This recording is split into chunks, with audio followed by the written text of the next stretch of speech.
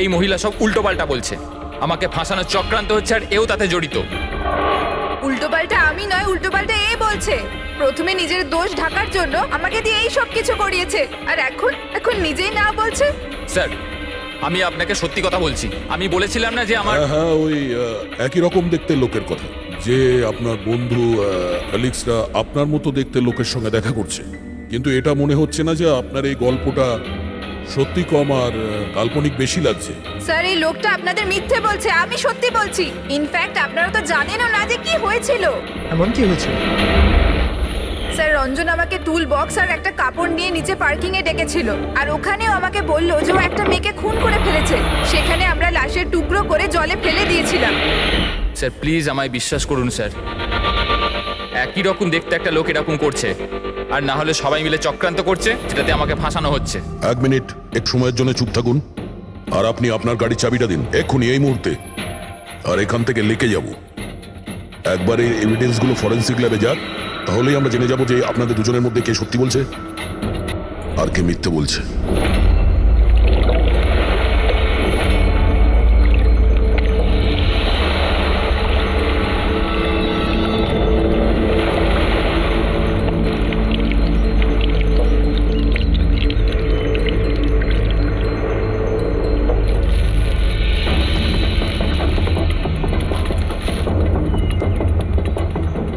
এই মেয়েটা কে? স্যার আমি কি জানি, আপনি আমাকে কেন জিজ্ঞেস করছেন? যা কিছু জানার এর থেকে জানুন না। স্যার, আমি এই মেয়েটাকে চিনি না, আমি জানি না একে।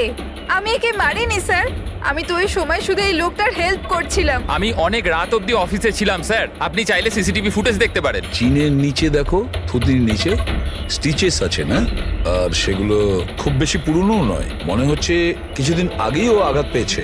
পুরবি কোনো না কোনো ক্লিনিক বা হসপিটালে স্টিচগুলো করা হয়েছিল, সেখান থেকে এই মেয়েটার ব্যাপারে জানা যেতে পারে। একটা কাজ করো ফেডরিক, পঙ্কজ, এই বডির টুকরোগুলো আছে না, এই সব কটা আমাদের ফরেন্সিক ল্যাবে পাঠিয়ে দাও, আর এদের দুজনকে আমাদের ব্যুরোতে নিয়ে চলো। স্যার, এ বলছে যে কয়েকদিন ধরে ওরই মতো দেখতে কোনো লোক ওকে ফাঁসানোর চেষ্টা করছে। এর চেনাশোনা লোকরা ওই লোকটার সঙ্গে বিভিন্ন জায়গায় দেখা করছে, আর ওরা ভাবছে যে ও এই।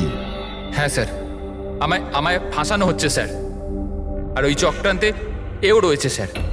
স্যার আপনি বলুন, আমি যদি এসব করতাম তাহলে আমি আপনাদের ফোন কেন করতাম? স্যার, এখন অবধি আমি আপনাদের যা বলেছি সবকিছু প্রমাণ হয়েছে তো। লাশ তো পাওয়া গেল লেকে, আর ওর গাড়ির ডিকিতে রক্ত পেলেন তো। স্যার আপনি নিজেই বলুন, যখন এতটা সত্যি আমি বলেছি, তাহলে এখন মিথ্যে আমি কেন বলবো? আমাকে ফাঁসানোর জন্য স্যার, আমি বলছি স্যার, এটা চক্রান্ত স্যার, আমাকে ফাঁসানোর জন্য। ব্যাস ব্যাস, কে কি কাজ করেছে আর করেনি সেটার খোঁজ আমরা করব। শুধু একটা কথা মনে রাখবেন, যে আমাদের সন্দেহ শুধু আপনাদের দুজনকে।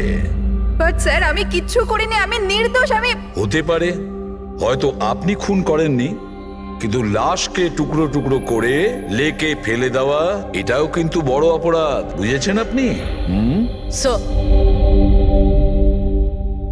স্যার, সিসিটিভি ফুটেজ পেয়ে গেছি।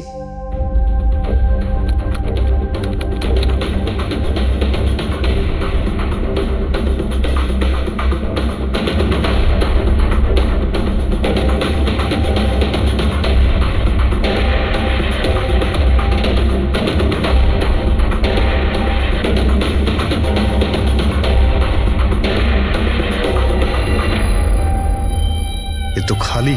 কিন্তু স্যার আমি সত্যি কথা বলছি, আমায় বিশ্বাস করুন, আমি ছিলাম অফিসে।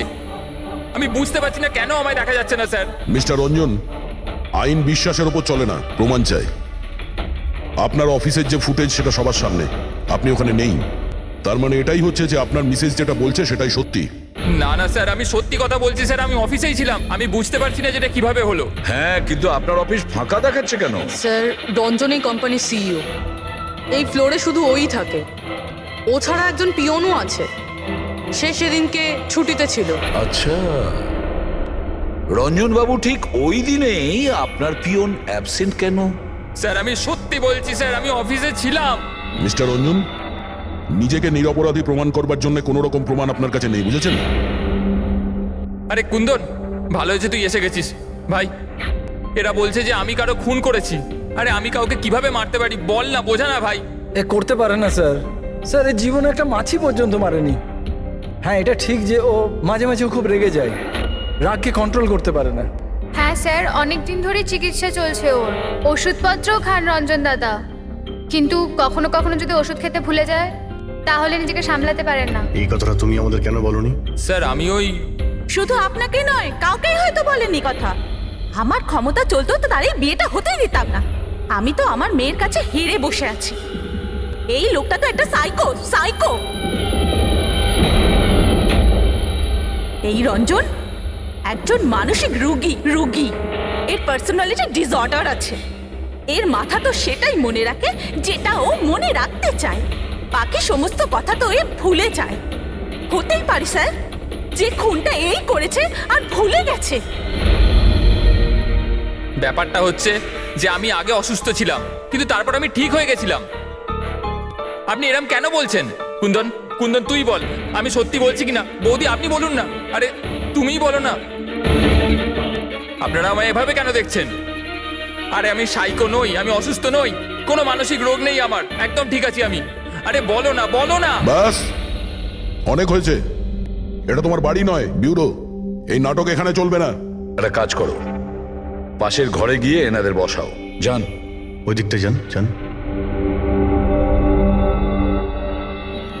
সমস্ত প্রমাণ ওই রঞ্জনের বিরুদ্ধে, আর তাছাড়াও ওর আচরণটা ঠিক নেই। কিন্তু বুঝে উঠতে পারছি না, জানি না কেন আবার এই ব্যাপারটা এড়িয়েও যেতে পারছি না। ও বারবার আমাদেরকে বলছে যে অফিসের সিসিটিভি ফুটেজটা চেক করুন। আমি অফিসে ছিলাম। এতটা জোর দিয়ে কেউ বলতে পারে না। আরও একটা ব্যাপার স্যার, ফোন ওই করেছিল। কোনো খুনি এরকম কেন করবে? আর স্যার ওই ডিসোসিয়েটিভ পার্সোনালিটি ডিসঅর্ডার, হয়তো খুনটা করেছে আর তারপর ভুলে গেছে। এই রোগটাতে এরকমই হয় স্যার। হতে পারে, এটা হতেই পারে। একটা কাজ করি আমরা, এই যে সিসিটিভি ফুটেজ আছে না, এটাকে ল্যাবে পাঠাই, চেক করিয়ে দেখি এই ফুটেজটা কেউ কোনোভাবে এডিট করে চেঞ্জ করেছে কিনা। আর স্যার ওই একই রকম দেখতে ব্যাপারটা। ও এটা বলছে যে ওর বন্ধুরা ওর মতো দেখতে লোকটাকে দেখেছে, আর ওই লোকটা ওর বন্ধুগুলোকে চিনতেও পারেনি। চলো ওর বন্ধুদের সাথে কথা বলি, জিজ্ঞাসাবাদ করি, জেরা করি, তারপর দেখি ওদের কথায় কতটা সত্যি আছে। স্যার হতে পারে এই চৈতালি আর কুন্দন রঞ্জনের শুভাকাঙ্ক্ষী হওয়ার চেষ্টা করছে, হয়তো তা নয়। আর এদিকে শায়লা, উনি তো চানই এই দোষটা রঞ্জনের ওপর আসুক, যাতে ওনার মেয়েকে আর এই বিয়েটা করতে না হয়। স্যার যে মেয়েটা মারা গেছে ওর ফটো হসপিটালের ক্লিনিকে পাঠিয়ে দিয়েছি। ওকে শনাক্ত করা হয়েছে। ওর নাম হলো অনামিকা। দুদিন আগেই ওখানে গেছিল ওর আঘাত দেখাতে। অনামিকা, অনামিকা, এই অনামিকার পুরো ফোন রেকর্ড চেক করো, খোঁজ নাও এ কোথায় থাকতো, কি করতো, এর সঙ্গে রঞ্জনের কি সম্পর্ক ছিল।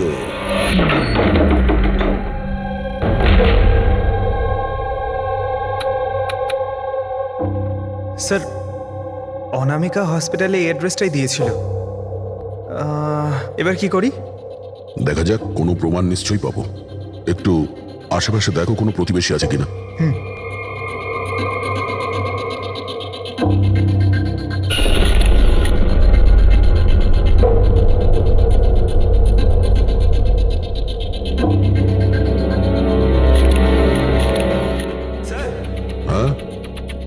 এর নাম অঙ্কিত, অনামিকার প্রতিবেশী। হ্যালো স্যার, কি হয়েছে বলুন?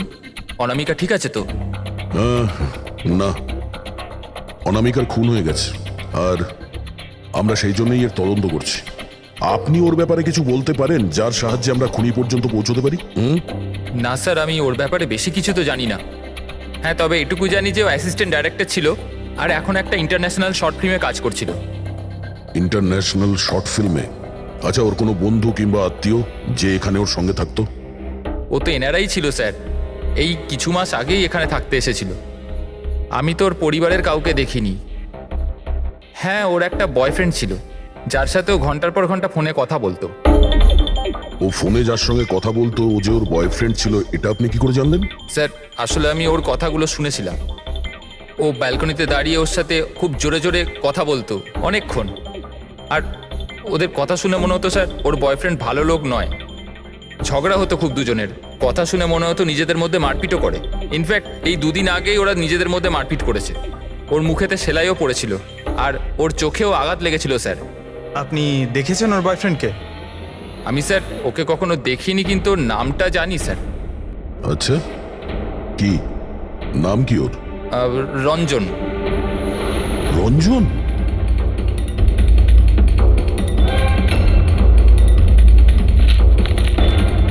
স্যার, হ্যাঁ, এই দেখুন, এই অনামিকার পাসপোর্টে এই বার্সেলোনার ভিসা লাগানো রয়েছে।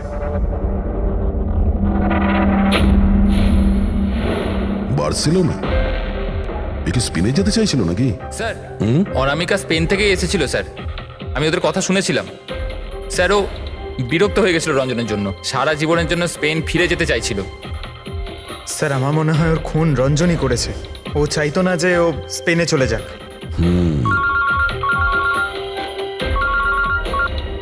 হ্যালো, স্যার অনামিকার ফোন রেকর্ডস পাওয়া গেছে। একটা নাম্বারে যেটাতে ও সবচেয়ে বেশি কথা বলতো সেটা রঞ্জনের কোম্পানির নামে রেজিস্টার্ড আছে। ও রঞ্জন, একটা কাজ করো, অনামিকার ফোনের শেষ লোকেশনটা কোথায় ছিল সেটা বার করো। এ অনামিকা কাল রাত্রে আপনার হোটেলে ছিল? I am not sure sir, ছিল না? আমার তো মনে হয় না। ঠিক আছে, আমাদের আপনার হোটেলের সিসিটিভি ফুটেজটা চেক করতে হবে। Sure sir.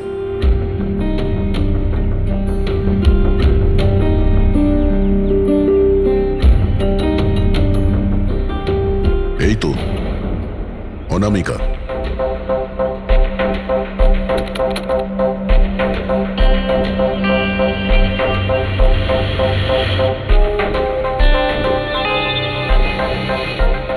এটা কি ব্যাপার? ও ভেতরে গেল একটা হ্যান্ডব্যাগ নিয়ে আর বাইরে এলো একটা লাগেজ নিয়ে। আর সঙ্গে এই ছেলেটা কি? স্যার ও তো আমাদের বেল বয়। ওয়েল বয় কোথায় আছে এখন? কাল রাত্রে তুমি যখন ওই মেয়েটার লাগেজ নিয়ে বাইরে যাচ্ছিলে তখন ওর জন্য কেউ অপেক্ষা করছিল বাইরে? হ্যাঁ স্যার, একজন লোক তো ছিল, ওর জন্য ওয়েট করছিল। কে ছিল? লম্বা রোগা করে একজন ছিল। লম্বা রোগা করে? এ ছিল ওই লোকটা? স্যার মনে হচ্ছে তো এরকমই ছিল। দেখে তাই মনে হচ্ছিল মানে? স্যার ও দূরে দাঁড়িয়ে ছিল, তাই আমি ঠিকমতো দেখতে পাইনি। ও, তার মানে এই রঞ্জন, ও আমাদের মিথ্যে কথা বলেছে।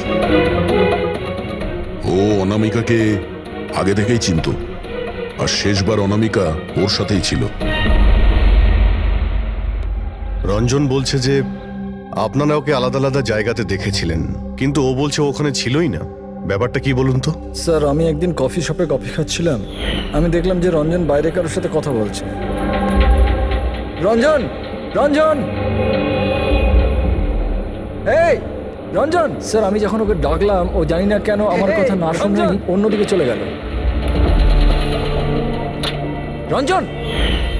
কিন্তু স্যার যখন আমি এই ব্যাপারে ওর সঙ্গে কথা বললাম তখন ও বললো যে ওখানে ছিলই না। আমি জানি না ওখানে মিথ্যে কথা বললো। আর লীলা দেবী, আপনি ওকে আপনি কোথায় দেখেছিলেন? কান্দিওয়ালাতে একটা জুয়েলারি শপে। ওর সঙ্গে একটা মেয়েও ছিল। রঞ্জন, রঞ্জন! আচ্ছা, এই মেয়েটা ছিল কি? হ্যাঁ স্যার, এই মেয়েটাই ছিল। কিন্তু যখন ওর সঙ্গে আমি ফোনে কথা বললাম, বলতে শুরু করলো আমি তো ওখানে ছিলামই না। আর তোমার সঙ্গে কি এটাই ঘটেছে? হ্যাঁ স্যার, ও বাজারেতে আমার সামনে দিয়ে যাচ্ছিল, আমি ওকে হাত দেখালাম, হাই বললাম, মদন রে, কিন্তু ও সরাসরি আমায় ইগনোর করলো, অটোতে বসলো, চলে গেল। এদিকে দেখ ভাই, আমি রঞ্জন, রঞ্জন! ঠিক আছে, thank you very much. Sir এদের কথা শুনে মনে হচ্ছে রঞ্জন ইচ্ছে করে ওদের সামনে এসেছিল আর এরকম বিহেভিয়ার করেছে। কিন্তু অভিজিৎ, কি কারণ হতে পারে? এরকম ব্যবহার কেন রঞ্জন করেছিল? না না না না, কিছু না কিছু গোলমাল তো নিশ্চয়ই আছে অভিজিৎ। যেখানে যেখানে এরা রঞ্জনকে দেখেছে না, দেখি ওখানে কোনো সিসিটিভি ফুটেজ পাওয়া যায় কিনা।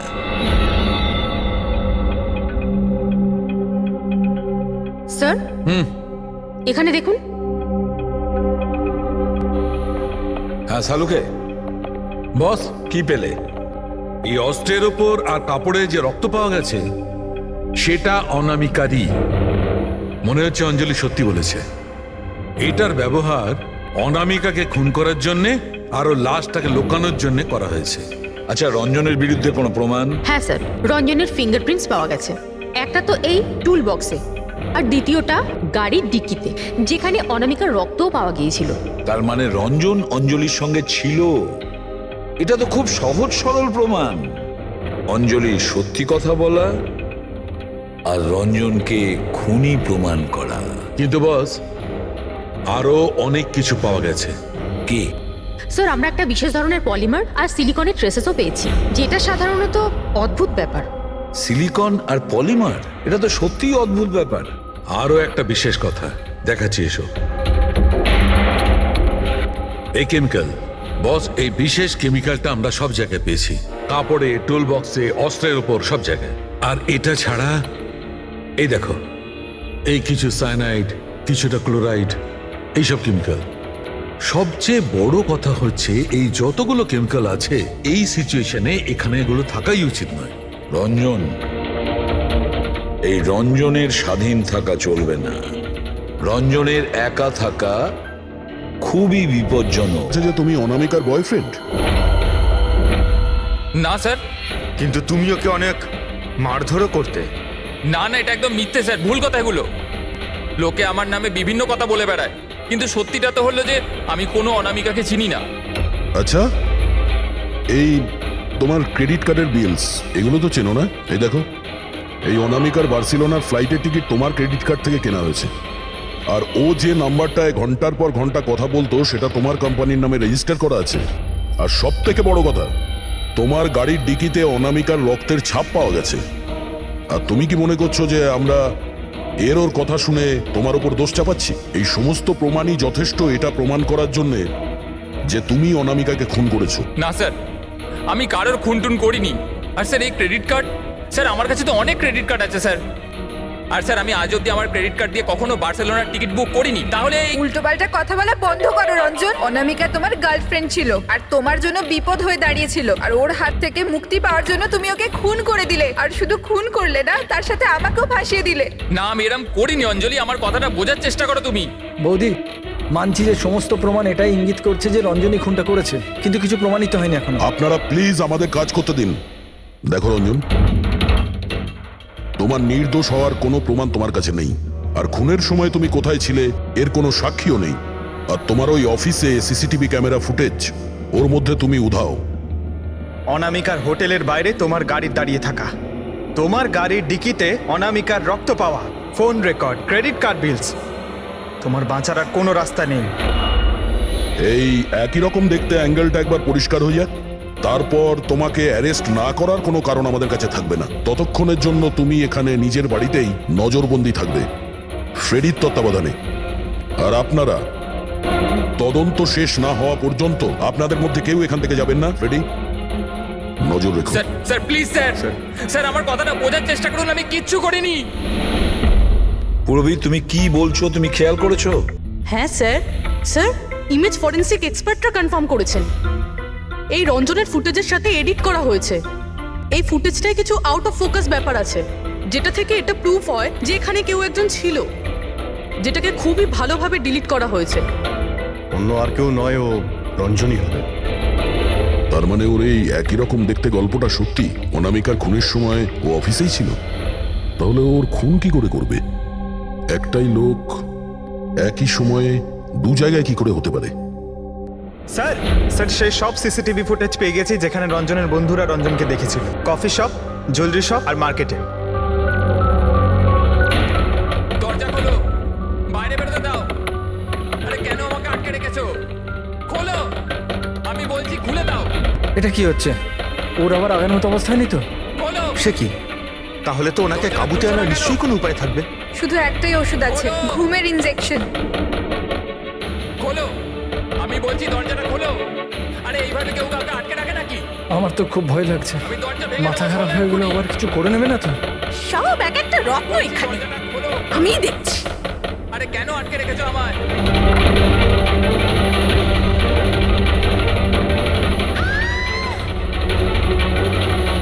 এই রঞ্জন, এই রঞ্জন, রঞ্জন দাঁড়াও বলছি। মা মা মা আস্তে আস্তে আস্তে, ও মাই গড, এটা কি করে হলো? আমি ডাক্তারের খবর দিচ্ছি। হ্যাঁ, তুমি ঠিক আছো তো মা? ও মাই গড, কি করে লাগলো তোমার? স্যার, এটা কফি শপের ফুটেজ।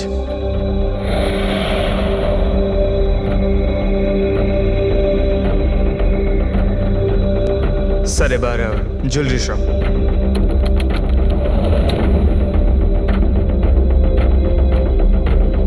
এটার সঙ্গে অনামিকাও ছিল।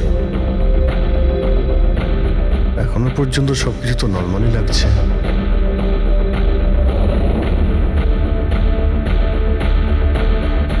স্যার, এবার মার্কেট প্লেস।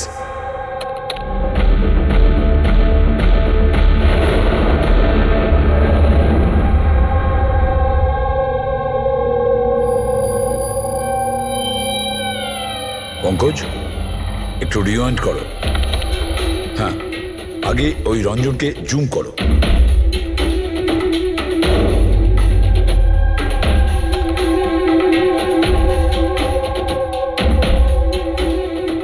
এই দেখো, এর হাঁটা চলা একটু আলাদা। ও অন্য ধরনের জুতো পরে রয়েছে।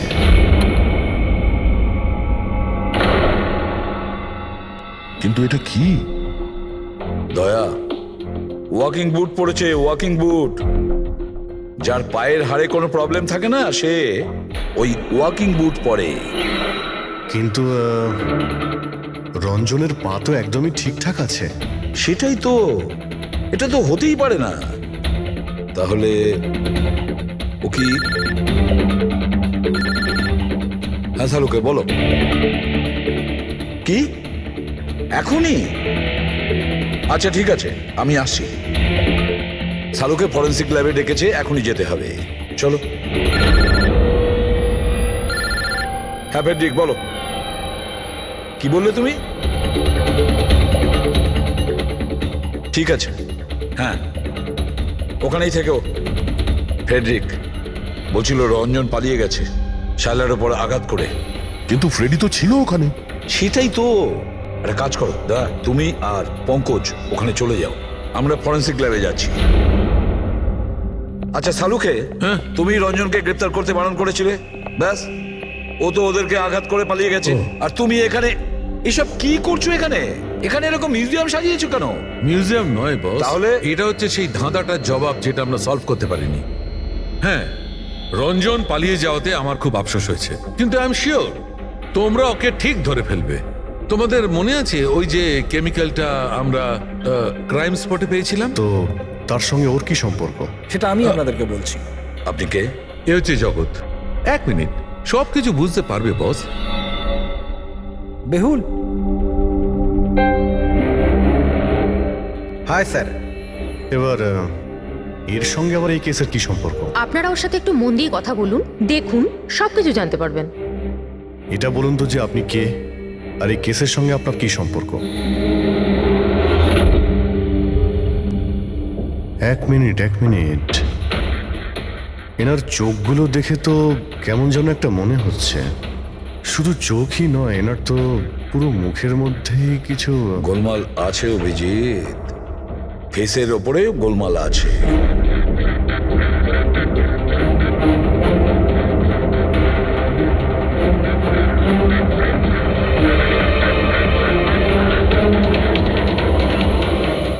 ও আরে থ্যাংক ইউ বেহুল।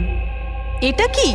আমি বলছি বস, ওই কেমিক্যালস যেটা ক্রাইম স্পটে পাওয়া গেছিল, আসলে ওই কেমিক্যালটা এই ধরনের মাস্ক আর নকল রক্ত তৈরি করতে কাজে লাগে। বিশেষ করে এই সিলিকন মাস্ক, যেটা ওই সিনেমাতে ব্যবহার হয়। সব থেকে বড় ব্যাপার হচ্ছে এর মধ্যে চোখের পাতা থাকে না, আর চোখের জন্য এখানে গর্ত একটা থাকে আসল মুখের মতো, যাতে যে এটা পড়বে তার আসল চোখটা এই গর্ত থেকে বেরিয়ে এসে যাতেও দেখতে পায়। আর স্যার, এটাকে বানানো কিন্তু অত সহজ নয়। হাই কোয়ালিটির সিলিকন আর পারদর্শী লোকই এটা বানাতে পারে। লেটেস্ট টেকনিকের জন্য স্যার, এটা যে পড়বে তার যে মুখের ভাব সেটাই মাস্কে ফুটে উঠবে। এর থেকে তো একটা কথা পরিষ্কার, অভিজিৎ, কেউ রঞ্জনের মতো দেখতে হুবহু একটা মুখোশ বানিয়েছে, একটা মাস্ক বানিয়েছে। রঞ্জনের মতো হাইটের কেউ ওরই মুখের মতো কোনো মাস্ক বানিয়েছিল আর লোকেদের বোকা বানাচ্ছিল। হ্যাঁ, আর সেই জন্যই সবাইকেও দূর থেকে দেখা দিয়েছিল, কারণ যদি কাছে আসতো তাহলে সবাই বুঝে যেত ও কোনো মাস্ক পরে আছে। আর স্যার অঞ্জলি, ও তোর সাথেই ছিল, ওর সাথে কথাও হয়েছে, ওর সাথে লাশটা লুকোনোর চেষ্টা করেছে। ওর মুখে রক্তও লেগেছিল, আর ওখানে লাশগুলোকে কাটছিল আর লুকিয়ে রাখার চেষ্টাও করেছিল, তাই হয়তো তাড়াহুড়োতে কোনো খেয়ালই করেনি। আর তাছাড়াও এই যে একই রকম দেখতে না, নিশ্চয়ই ওর পায়ের হাড়ে কোনো প্রবলেম ছিল, তাই ও ওয়াকিং বুট পরেছিল। আর এই মাস্ক তৈরি করাও এত সহজ নয়। স্যার, এই মাস্ক ফিল্ম প্রজেক্টেই কাজে লাগে। ও হ্যাঁ, তবে এটুকু জানি যে ও অ্যাসিস্ট্যান্ট ডাইরেক্টর ছিল আর এখন একটা ইন্টারন্যাশনাল শর্ট ফিল্মে কাজ করছিল। স্যার, দয়া বলছিল যে অনামিকা ও নাকি কোন ইন্টারন্যাশনাল শর্ট ফিল্মে কাজ করছিল। ওর পক্ষে এগুলো করা তো খুবই সহজ। তার মানে ও রঞ্জনের গার্লফ্রেন্ড ছিল না, ওকে নিজেরই খুনে ফাঁসানোর চেষ্টা করেছিল। সেই জন্যই ও বেলবয়কে গাড়ি অব্দি নিয়ে গিয়েছিল। স্যার নিজের প্রতিবেশীর সামনে রঞ্জনের সাথে ফোনে কথা বলার নাটক করেছিল। মানলাম অভিজিৎ, আমি মানলাম, কিন্তু কেউ নিজের মৃত্যুর ষড়যন্ত্র নিজে কেন করবে? মানে আমি বলতে চাইছি, অনামিকা তার নিজের মৃত্যু কেন নিজে ডেকে আনবে? না না না না, কিছু তো একটা গোলমাল আছেই। কেউ তো একজন আছে যে অনামিকাকে শিখণ্ডি খাড়া করেছে, আর সেই পুরো কেসটার মাস্টার মাইন্ড, বুঝেছো? আপনাদের মাথা খারাপ আছে? ফ্রেডি ইনজেকশন নেওয়ার জন্য ভেতরে গেছে আর তোমরা ওই লোকটাকে ছেড়ে দিলে। আমরা তোকে পালাতে দিইনি, আমরা কি দরজা খোলার কি দরকার ছিল? ওই লোকটা যে মানসিক অবস্থা নিয়ে এখান থেকে পালিয়ে গেছে, কে জানে কার সাথে কি করে দেবে। শায়লা দেবীর ওপর হামলা করেই দিয়েছে। স্যার, একটা কথা বুঝতে পারলাম না, ওরা তোমাদের দুজনের সামনে থেকে পালালো আর তোমরা ধরতে পারলে না ওদের? স্যার, আমরা খুব ভয় পেয়ে গেছিলাম, আর সব কিছু এত তাড়াতাড়ি হলো। স্যার, আমরা যদি মাঝখানে আসতাম তাহলে আমাদের ওপরও তো হামলা করতে পারতো না স্যার। হ্যাঁ, যেমন ভাবে আন্টিকে হামলা করেছিল আমাদেরও করতে তাহলে। হ্যাঁ, এক মিনিট, শায়লা দেবীর ওপর হামলা? কিন্তু কিভাবে? ওর কাছে অস্ত্র কি করে এলো? এখানে তো কোনো অস্ত্র ছিল না, আমরা সমস্ত অস্ত্র সরিয়ে দিয়েছিলাম। হ্যাঁ স্যার, শুধু ঘরে কেন, কিচেনেও সবজি কাটার কোনো ছুরি পর্যন্ত নেই।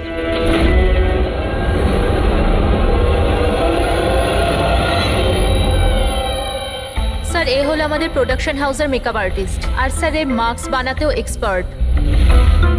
তুমি অনামিকার জন্য মাস্ক বানিয়েছিলে, তাই না? বানিয়েছিলে কি না? হ্যাঁ স্যার, উনি আমাকে টাকা দিয়েছিলেন, আর এটা তো আমার কাজই স্যার।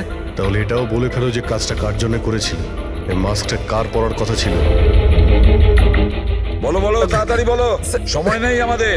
আর হ্যাঁ, যার মুখের তুমি মাস্ক বানাও তার মাপ নেওয়ার দরকার আছে, ম্যাপিং করার দরকার আছে।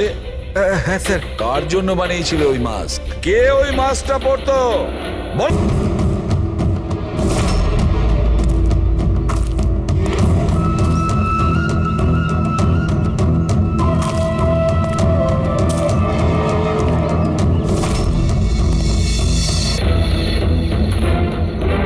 কে তুমি?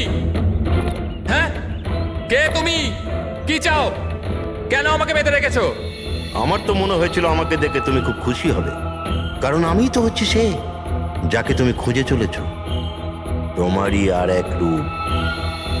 রূপ? কিন্তু তোমার মুখ তো আমার সাথে মেলে না। কারণ এটাই, আমি তোমার মতন মুখের মাস্ক পরে নেই এখন, নাহলে তুমি আমাকে চিনতে পারতে না যে আসল তুমি না আমি। আর একটা কথা,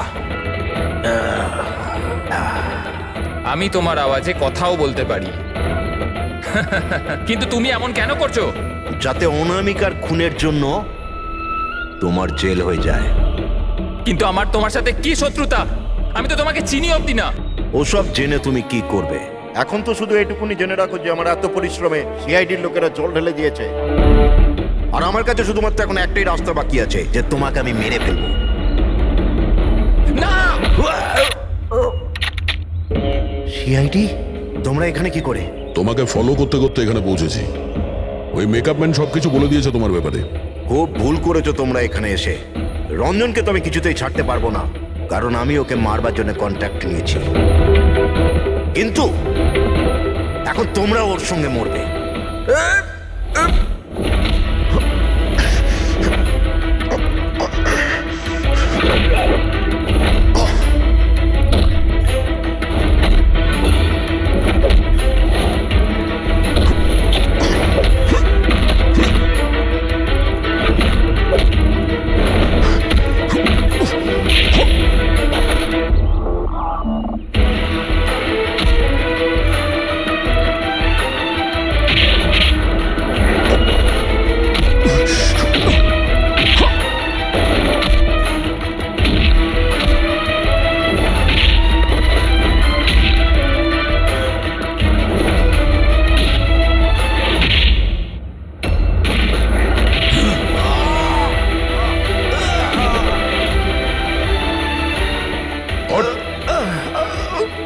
তোকে মারার কন্ট্রাক্ট দিয়েছিল?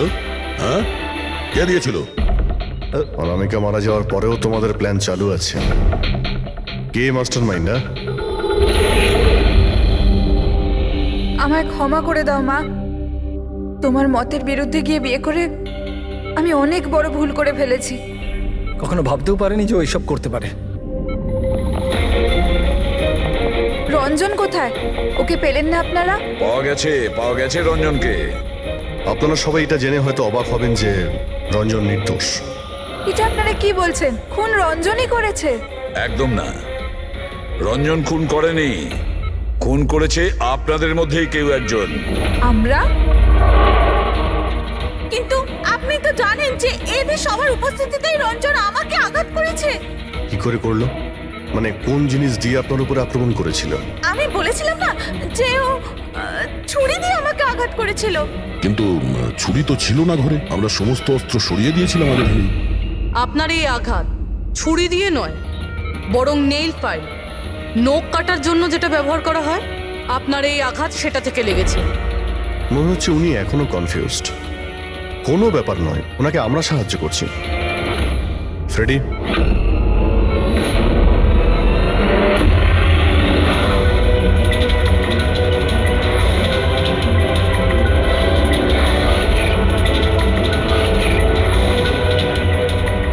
শাইলা ম্যাডাম, আমরা জানতে পেরে গেছিলাম অনামিকার প্রতিবেশী অঙ্কিত এসবের সঙ্গে যুক্ত। তো এই জন্য আপনি আমায় বাড়ি থেকে তাড়িয়ে দিয়েছিলেন, যাতে আমার কিডন্যাপ করে আপনি আমাকে খুন করতে পারেন। মা, তুমি এই খবরদার, খবরদার, যদি আমাকে মা বলে ডেকেছিস তো। মা শব্দের অর্থ কি হয় তোমরা দুজন জানো? স্যার, এ আমার অনিচ্ছা সত্ত্বেও রঞ্জনের সাথে বিয়ে করলো আর আমার সাথে সব সম্পর্ক চিরদিনের মতন ত্যাগ করলো। আর আজ এরা আমার সম্পত্তির অধিকার চাইতে শুরু করেছে। এই সব এই রঞ্জনের কাজ। এই উস্কেছে আমার মেয়েকে, আমার একমাত্র সন্তান, নিজের স্বামীর সঙ্গে মিলে ধীরে ধীরে আমাকে বিষ দিয়ে মারতে শুরু করলো।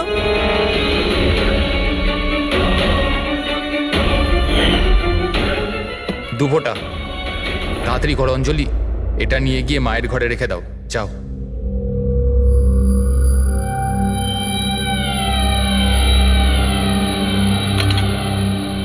কিন্তু আপনি অনামিকার খুন করলেন কেন? ওর কোনো দোষ ছিল না, কিন্তু আমার কাউকে তো একটা দরকার ছিল এই সব কিছু করার জন্য। কিন্তু আমি এদের দুজনকে শাস্তি দিতে চেয়েছিলাম যে রঞ্জনের ফাঁসি হয়ে যাক আর অঞ্জলির সারা জীবনের মতো জেল। শায়লা দেবী, এদের প্রতি আপনার ঘৃণা আপনাকেও এদেরই মতন অপরাধী বানিয়েছে। এদের দুজনের তো শাস্তি হবেই, আপনার প্রাণ নেওয়ার চেষ্টা করেছে বলে। কিন্তু আপনারও কঠোর থেকে কঠোরতম শাস্তি হবে অনামিকাকে খুন করার অপরাধে। হ্যাঁ ফ্রেডি, কি? আচ্ছা, ওকে ওকে ওকে, হ্যাঁ ঠিক আছে, আমরা দেখছি। কি হয়েছে স্যার? মদনকে যে নাম্বার থেকে হুমকি দেওয়া ফোন করা হয়েছিল সেটা ক্র্যাশের দিন এখানেই ছিল, এই এয়ার স্ট্রিপেই। স্যার ফোনটা যদি এখানেই থেকে থাকে তাহলে এটা ভিতরের কোনো লোকের কাজ। কি? হ্যাঁ না স্যার, আমরা কাউকে কোনোদিন হুমকি দিয়ে ফোন করিনি। তোমরা না করলে কি বাইরের কেউ এসে করে গেছে? এই তোমাদের সিকিউরিটি এয়ার স্ট্রিপের? যদি ওই লোকটা এখানে এসে থাকে তাহলে কিছু না কিছু তো এখানে নিশ্চয়ই ফেলে গেছে। চেক করে দেখি। স্যার এই জায়গাটা তো পুরো পরিষ্কার, ও যদি কোথাও লুকায় তাহলে ওই হ্যাঙ্গারের কাছে কোথাও লুকিয়েছিল। ঠিক আছে, ওখানে দেখি। আপনারা আসুন আমাদের সঙ্গে।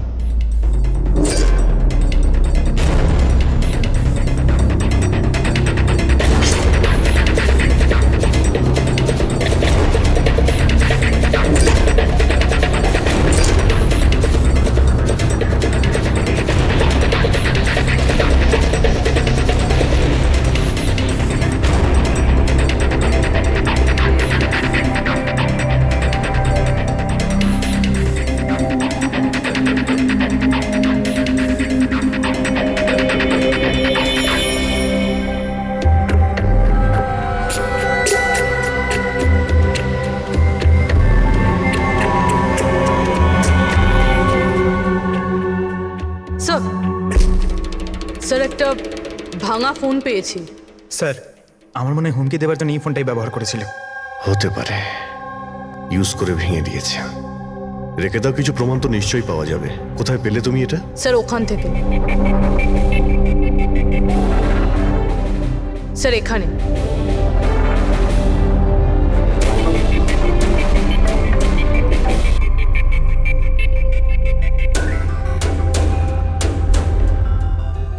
স্যার এই দেখুন, এখানে কানের মতো কিছু একটা দেখা যাচ্ছে। হ্যাঁ, তুমি তো ঠিকই বলেছ। ফোনটাও এখানে পাওয়া গেল, আর এই চিহ্ন। এমনটা নয় তো যে ওই অপরাধী এখানে হেলান দিয়ে ফোনে কথা বলছিল আর আমাদের জন্যে ও প্রমাণ রেখে গেছে এখানে। একটা কাজ করো, এর ছবি তুলে নাও। স্যার কানের চিহ্ন দিয়ে কিছু বোঝা যাবে? আরে কিছু না কিছু তো পাওয়া যাবে। ডক্টর সালুকাকে দেব, উনি শিওর কিছু করবেন।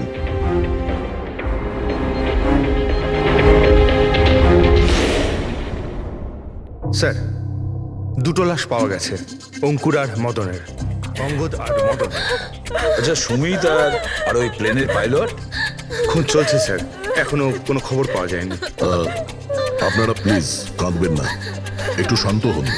দেখুন, আমি আপনাদের কথা দিচ্ছি, আপনাদের স্বামীকে যারা খুন করেছে তারা আমাদের হাত থেকে বাঁচতে পারবে না। স্যার, হ্যাঁ স্যার এই ফোনটা পেয়ে গেছি, যে ফোন থেকে হুমকি দেওয়া ফোনটা করা হয়েছিল। কিন্তু স্যার আমরা ওখানে পৌঁছানোর আগেই খুনি এই ফোনটা ভেঙে দিয়েছে, যাতে আমরা ওর অবধি পৌঁছতে না পারি। স্যার আমরা জানি এটা কে করেছে। চেনেন আপনারা? কে কে খুন করেছে? রণদীপ আর শশী। রণদীপ আর শশী কারা? হ্যাঁ স্যার এই দুজন বিল্ডার্স, এরা চাইতো না যে আমাদের তিনজনের স্বামী এই ডিলটা করুক। জানতাম, আমরা জানতাম যে এই ঘটনার পুরো দোষ আমাদের ঘাড়েই চাপানো হবে। আপনাদের পরিচয়? স্যার এরাই দুজন হলো সেই খুনি, রণদীপ আর শশী।